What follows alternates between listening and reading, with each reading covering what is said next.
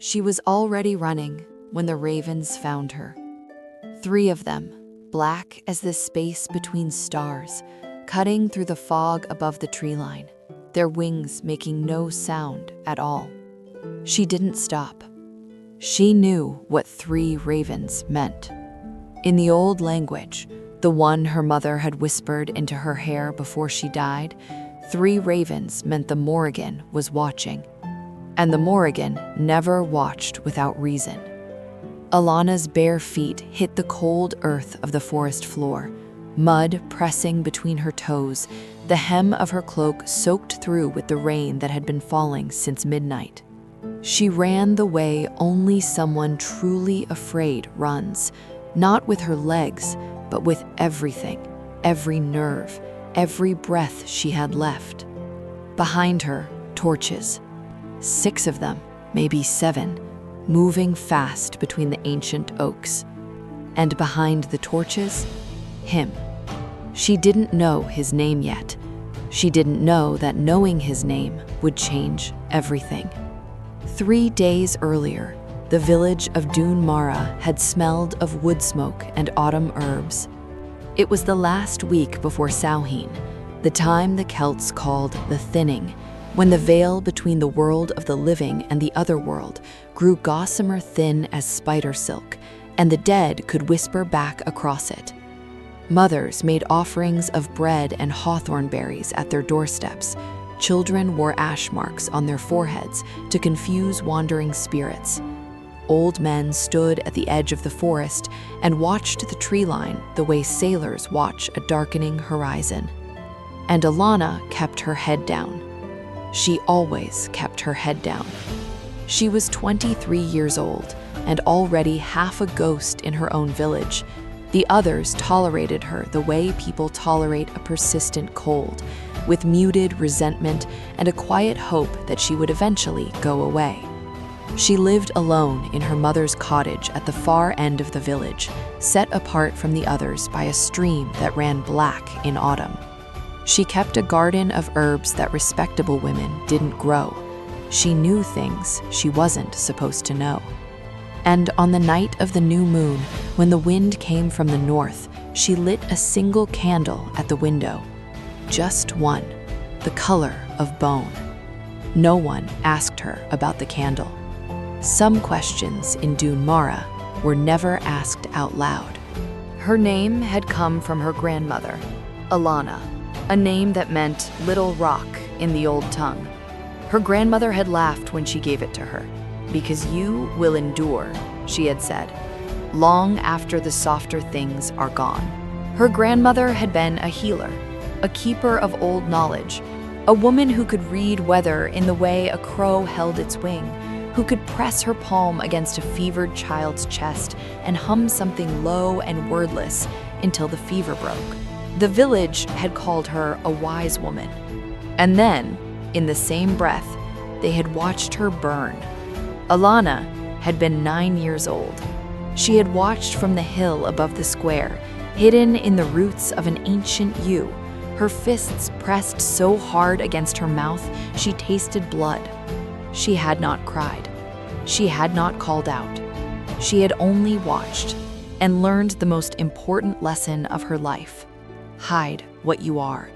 Hide it deep. Hide it the way the earth hides its fire, present everywhere, visible nowhere. She had been hiding ever since. On the morning 3 days before Samhain, she was grinding mugwort at her workbench when she heard the horses. Not one horse, not a traveler's solitary mount. Many horses, iron-shod hooves on the old stone road, the kind of rhythmic thunder that meant soldiers, or worse, hunters. Alana set down her grinding stone without rushing. She moved to the window and looked out through the gap in the shutter. And the world, her small, carefully contained world, cracked open. There were 12 of them riding into Dún Mara, wearing the black and silver livery of the Ondacht, the order of men in the great stone fortress 3 days' ride north, who had made it their divine mission to purge the old ways from every corner of the land. The name meant devotion in the oldest form of the language, but there was nothing devotional in what they did. They called what they hunted contamination, but she knew what they were. They were witch hunters. And at their head, on a horse the color of charcoal, rode a man she had never seen before. He was large in the way that mountains are large, not merely in size, but in presence, as though the air around him had reorganized itself to accommodate him. Dark-haired, broad-shouldered, with the kind of jaw that looked like it had been carved from the same stone as the fortress he served. He wore his authority like other men wore armor, like it had become part of his skin. He wasn't scanning the village with the fervent, hungry eyes of the other hunters. He was observing it. There was a difference. Alana stepped back from the window. Her hand was shaking. She pressed it flat against her workbench and stared at it until it stopped. "You are a rock," she told herself. "You endure." The man's name, she learned by evening, was Tom. Captain Tom Ardoch of the Ondocht, the most decorated hunter in 3 generations, responsible for the suppression of 17 covens across the Northern Territories. The villagers whispered his name with the particular reverence they reserved for things that frightened them. He had come, it was said, because of a report. Someone in Dunmara had written in careful, damning script that a woman at the edge of the village kept a bone-colored candle lit on new moon nights. Alana didn't sleep. She spent the night sitting cross-legged on the cold floor of her cottage, her back against the wall, and she rebuilt herself from the inside, dismantled every piece of emotion that might make her careless, and replaced it with something cold and clear and utterly still. She was good at this. She had been doing it since she was 9 years old. They came for her at noon the next day. Not with torches, not with accusation. 2 Ondocht soldiers knocked on her door with the polished courtesy of men who already knew the outcome. "The captain requests your presence at the village hall, if you please." If you please, as though she had a choice. Alana smoothed her dress, tucked a small sprig of rowan into her sleeve, protection against malevolent spirits, her grandmother had taught her, though she suspected it would do little against the humankind, and walked through the village with her chin level and her eyes forward. She felt every gaze on her skin like a separate burn. The village hall had been cleared of its usual clutter. 1 table, 2 chairs, a single candle burning at its center, a reminder, a small cruelty. Tom Ardoch was already seated. He stood when she entered. She hadn't expected that. He was even larger up close, the kind of man who made rooms feel smaller simply by being in them.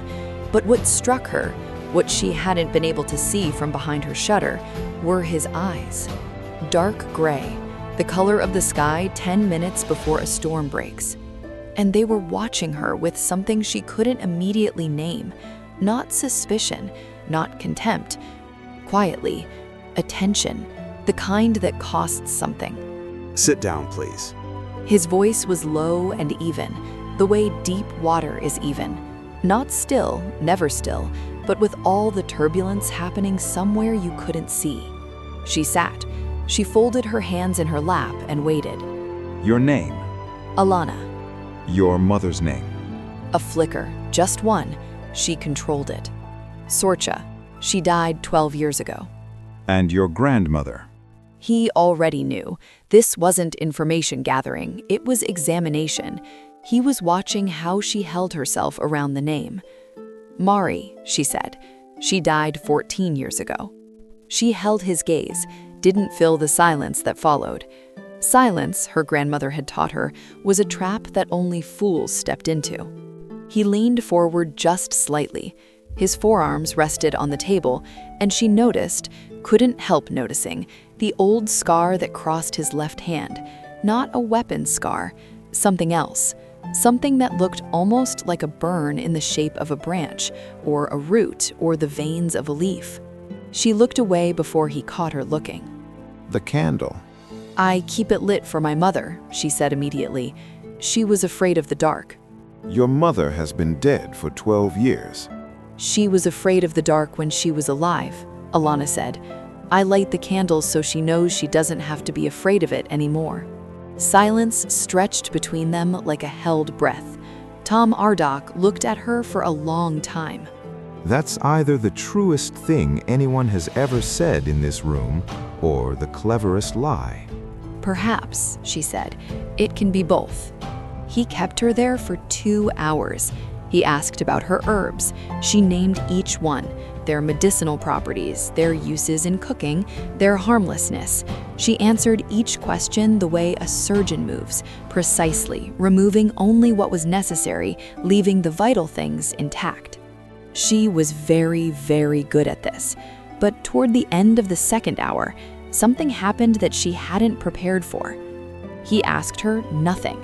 He simply sat across from her in the candlelight and said, Tell me something true. Not as a trap, not as a technique. She could tell the difference. He was, and this made no sense, none at all, curious about her. She looked at the candle between them. She looked at the scar on his hand that she wasn't supposed to have noticed, and she said, I think you already know what I am. I think that's not actually why you're here. The silence that followed was the longest of her life. And then, Tom Ardok did something no man in his position had ever done in the history of the Ondoct. He looked away first.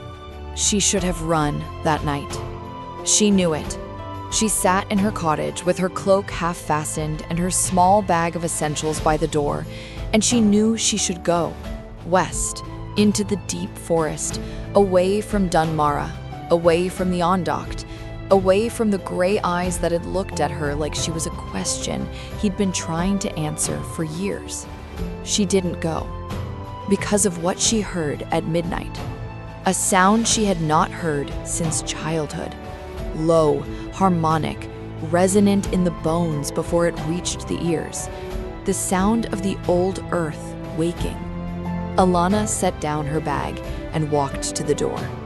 The forest at the edge of the village was alive with it. And above the trees, 3 ravens circling.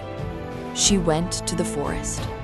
The ancient oaks of Dunmara were old beyond reckoning, old enough to remember when the druids had walked between them, like priests between pillars, pressing their palms to the bark and reading the long, slow memories the trees kept in their rings.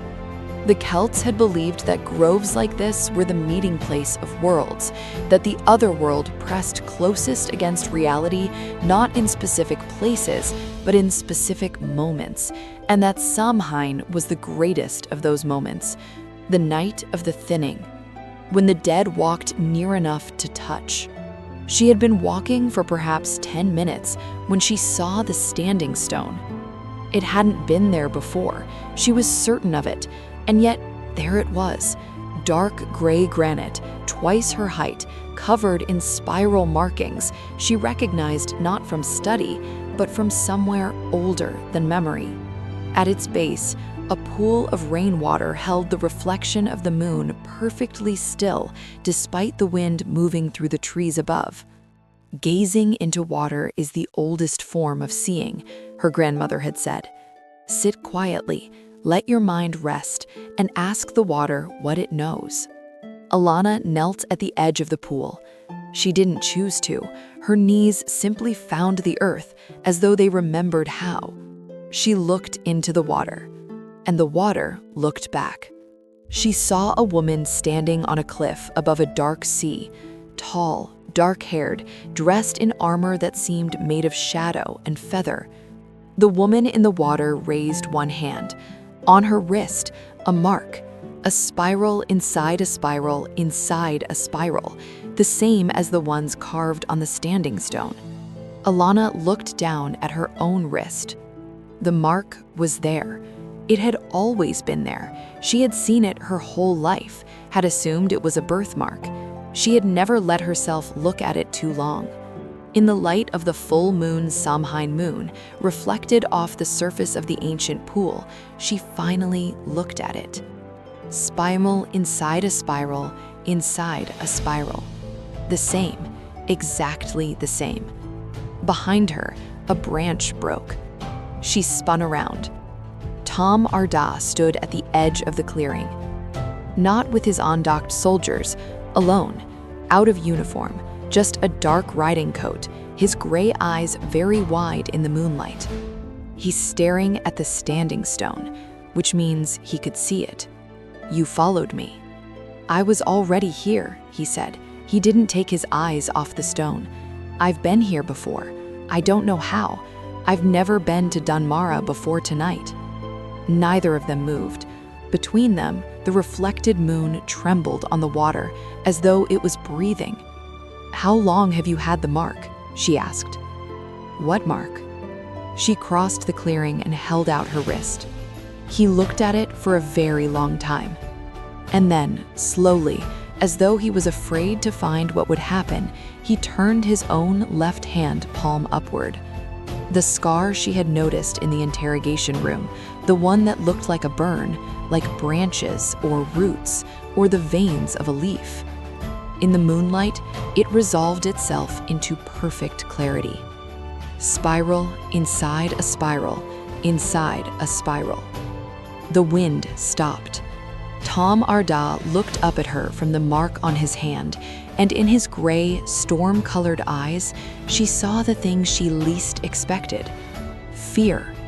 Not fear of her, fear of what it meant that they were both here, both marked, both standing at the base of a standing stone that should not exist.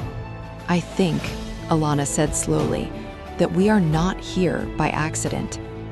"No," he said, "I don't think we are."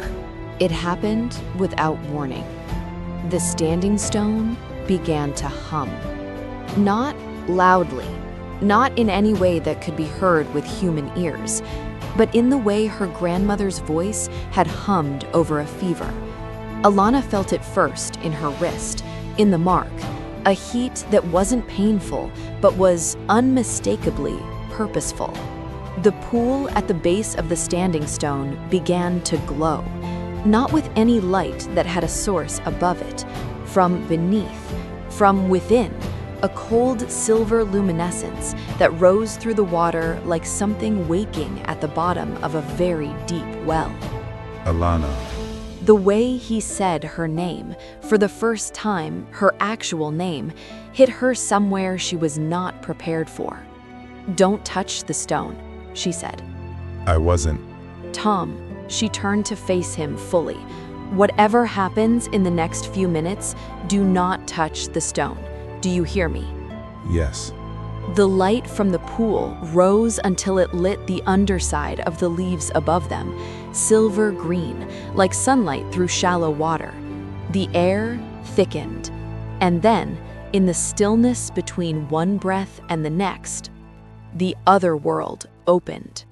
The air in the clearing parted like a curtain being drawn aside, and through the gap she saw a sky of impossible deep violet, with 3 moons of different sizes hanging in it, and beneath the sky a plain of silver grass extending toward a horizon farther away than horizons were supposed to be. Standing in the gap, the woman from the pool, taller than before, more real. The Morrigan looked at Alana, and then she looked at Tom, and she smiled. It was not a comfortable smile. It was the smile of someone who has been waiting a very long time for a complicated thing to finally begin.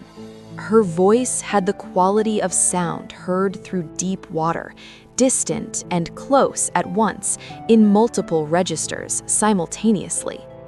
Daughter of Sorcha, son of no one. The binding was set before your grandmother's grandmothers drew breath. The veil does not break for ordinary things. You are not ordinary things. What binding? His voice was completely steady, the most frightening version of courage Alana had ever heard, the kind that doesn't know yet what it's afraid of. The one that has been keeping the Otherworld from breaking through, the Morrigan said. The one that has been failing for 7 years. the one that only the two of you, together, can restore. Find the 3 stones, she said, from farther away now. The second is where the river forgets its name. The third is where the oldest oak still stands. You have 3 days. And she was gone. The silver light died. The pool went dark. And Alana and Tom were alone in the clearing, with only the Samhain moon overhead, and the quiet understanding that everything, every careful, hidden, controlled thing about their separate lives had just ended. The undocked. They've been destroying the old stones. I've been helping them do it. He looked down at the mark on his hand. For 7 years. She should have felt anger. She was surprised to find that what she felt, looking at his face in the dark, was something she was frightened far more of. If I help you, I'm finished with the undocked. There's no coming back from that. I know. And if I don't help you... 3 days, she said. 3 stones, 3 days before everything that has ever lived in the Otherworld walks through into this one, and there is no door to close behind them. All right. Just that. All right. She turned toward the deeper forest. Then we run. They ran. She knew the forest. He knew how hunters moved through it. Together, improbably, they moved like a single thing with 2 sets of instincts. Behind them, torches. 6, maybe 7. She had been right 3 days ago, hiding behind her shutter. He was a man of great presence, great competence, great calculated power. She had not known then that the greatest thing about him would turn out to be the one thing the Ondoct had spent years trying to train out of him. The capacity to change his mind. My second in command is a man named Devon. He's the one who wrote the letter about you. He's been sending letters about people in villages like this for 3 years. He's also the one who built the garrison. The torches were closer now. Alana looked at the mark on her wrist. She had spent 14 years hiding it. She had spent 14 years hiding everything. Then we're going to need a plan, she said. I've never needed one quite like this before. She pulled her cloak tighter and turned west. Stay close, she said. And behind them, growing louder, the sound of horses. She didn't know yet what the mark truly meant. She didn't know that it had been placed on her family's bloodline, not as a gift, but as a sentence. She didn't know that the Morrigan had not appeared to help them. She had appeared to collect a debt. And she didn't know that Tom Ardoch had not come to Dún Mara because of a letter about a candle. He had come because of a dream he had been having for 7 years, every Samhain without exception. A dream about a woman with a bone-white candle in her window and a mark on her wrist that matched his scar. He had told himself he was coming to end it. He had not asked himself until tonight what it was. 3 days, 2 marked souls, 3 ancient stones, and something vast and old and hungry pressing its hands against the thinning veil. The Mark of the Morrigan, Episode 2, coming soon.